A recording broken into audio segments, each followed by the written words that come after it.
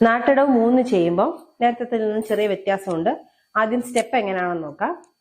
അരമണ്ടല ഇരുന്ന് തെയ് യും ത ക തെയ് യും ത ഹ.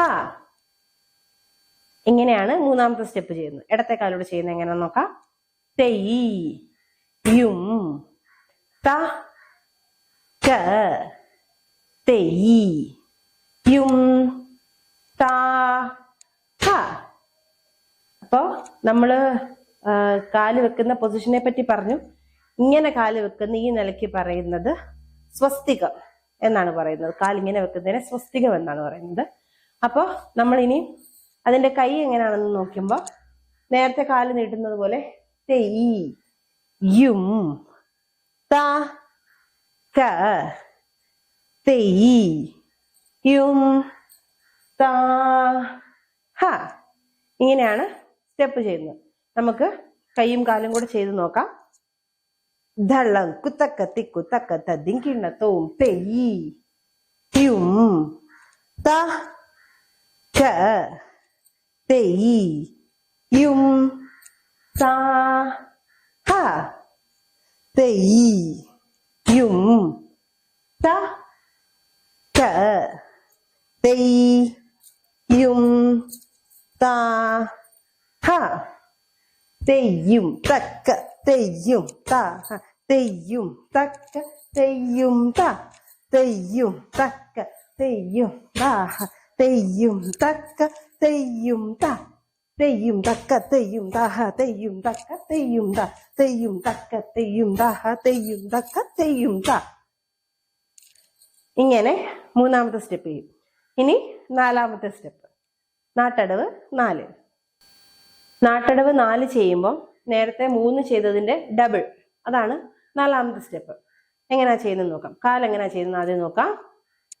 തെയ് യും ത ക തെയ് യും ത ഹ തെയ് യും ത ക തെയ് യും ത ഹ.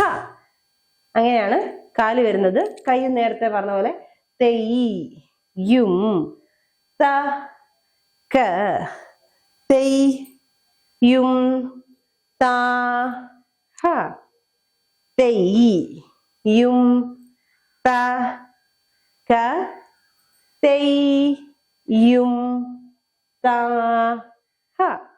ഇങ്ങനെയാണ് കൈ വരുന്നത്. ഇനി കൈയും കാലും കൂടെ ഒരുമിച്ച് നമുക്ക് എങ്ങനെ ചെയ്യുന്നത് നോക്കാം. ധളം കുത്തക്ക തിക്കു തക്ക തിങ്കിണ്ണത്തോം തെയ് യും ത ക തെയ് യും ത ഹ തെയ് യും ത ക തെയ് യും ത ഹ തെയ് യും ത ക തെയ് യും ത ഹ തെയ് യും ത ക തെയ് യും ത ഹ തെയ്യും തക്ക തെയ്യും ത ഹ തെയ്യും തക്ക തെയ്യും ത തെയ്യും തക്ക തെയ്യും ത ഹ തെയ്യും തക്ക തെയ്യും ത തെയ്യും തക്ക തെയ്യും ത തക്ക തെയ്യും ത തെയ്യും തക്ക തെയ്യും ത തെയ്യും തക്ക തെയ്യും ത തെയ്യും തക്ക തെയ്യും ത തക്ക തെയ്യും ത തെയ്യും തക്ക തെയ്യും ത യും തക്ക തെയ്യും ത തെയ്യും തക്ക തെയ്യും തക്ക തെയ്യും ത തെയ്യും തക്ക തെയ്യും തെയ്യും തക്ക തെയ്യും ത.